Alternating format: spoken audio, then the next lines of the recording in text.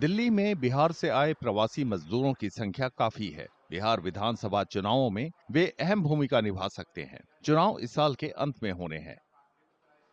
राष्ट्रीय राजधानी में छोटे मोटे काम करके गुजारा करने वाले कई लोगों के लिए गृह राज्य में बेरोजगारी प्रमुख मुद्दा है। इस मुद्दे का मतदान पर खासा असर पड़ सकता है। कई लोगों का कहना है कि रोजगार के अभाव में उन्हें राज्य से बाहर जाने पर मजबूर होना पड़ता है।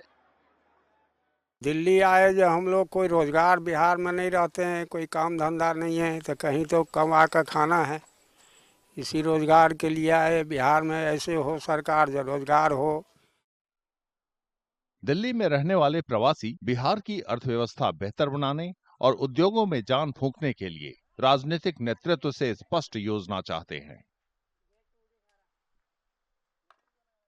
मुद्दा यही है, जो हम लोगों का जो है, जो फैक्ट्री सब है सारा बंद पड़ा हुआ है। अगर ये सब चालू हो जाता तो बहुत बढ़िया होता है, और तब हम लोगों को जो अगर विचार विमर्श करके सब कुछ जो है करते अपना। अगर सरकार का जो है, जो सब पेंडिंग पड़ा हुआ है, फैक्ट्री हो गया, खेती बाड़ी का कुछ जो है, उस तरह का नहर तहर का व्यवस्था नहीं है हम लोगों का यहाँ पर, तो ये फैक्ट्री हो जाता और कुछ चालू हो जाता फैक्ट्री सब, थोड़ा और बढ़िया होता है।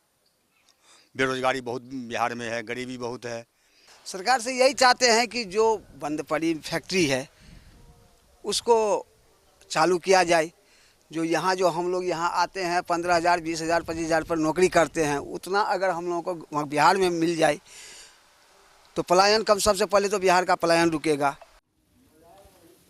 चुनावों से पहले राजनीतिक बहस का एक और मुद्दा राज्य की मतदाता सूचियों में बदलाव है।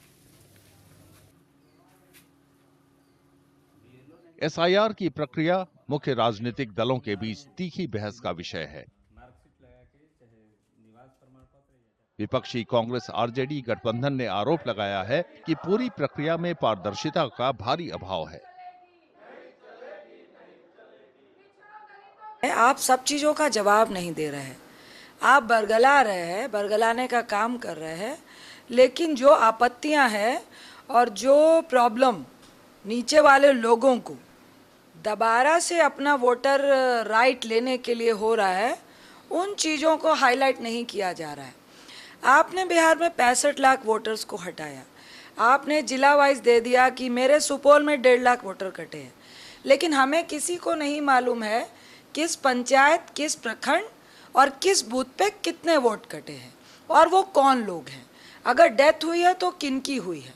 अगर आपको लग रहा है कि पारदर्शिता है तो आप डिटेल दीजिएगा ना। हालांकि बीजेपी और उसके सहयोगियों ने इन आरोपों का खंडन किया है। उन्होंने कांग्रेस और आरजेडी पर सत्ता में रहते हुए राज्य को गर्त में धकेलने का आरोप लगाया है। बीजेपी ने वोट चोरी के आरोपों को भी खारिज किया। ये कांग्रेस आरजेडी के प्रमुख चुनावी मुद्दों में एक है।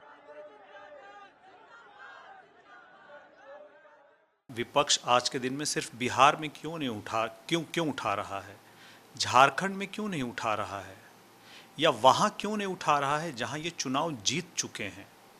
आप याद कीजिए कि पहले यही लोग ईवीएम पर सवाल उठाते थे। आज के दिन वो ईवीएम पर सवाल कहां चला गया? आज वो नैरेटिव नहीं चला। इनके पास विकास का कोई मुद्दा नहीं है, इसीलिए ये वोटर के अधिकार का मामला उठा रहे हैं, क्योंकि जनता को देने के लिए कुछ भी कॉन्क्रीट इनके पास नहीं है। देखना दिलचस्प होगा कि दिल्ली में रहने वाले प्रवासियों और विपक्षी दलों के उठाए मुद्दे चुनाव पर कितना असर डालते हैं।